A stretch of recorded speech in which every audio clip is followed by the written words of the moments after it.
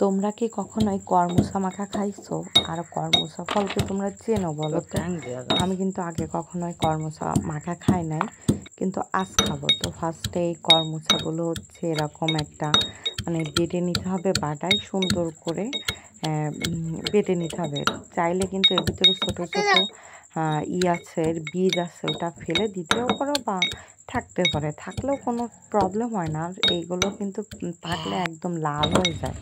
আর এই দেখো এরকম করে বেটে নিয়ে এর ভিতর ঝাল দিতে হবে পরিমাণ মতো। তোমরা যদি ঝাল একটু বেশি ঝাল হলে বেশি ভালো লাগবে। আর লবণ দিতে হবে আর চিনি দিতে হবে। এই ফলটা কিন্তু টক, কিন্তু এই মাখাটা লাগে না খেলে আসলে বোঝা যাবে না যে কতটা ভালো লাগে। আমি তো মাখা খেয়ে একদম এই মাখার ফ্যান হয়ে গেছে যাকে বলে।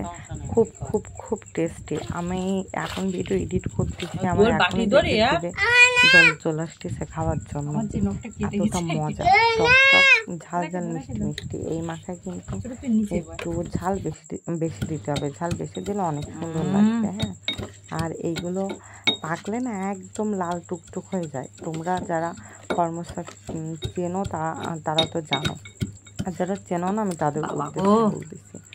তো এই যে মাখানো হয়ে গেছে, আমরা এখন এত পরিমাণে খেতে ইচ্ছে হচ্ছে, আমি যে কি বলবো, মনে হচ্ছে এখনই খেয়ে ফেলাই।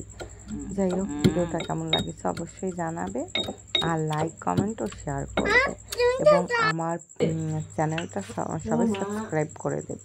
ঠিক আছে, টাটা, বাই বাই।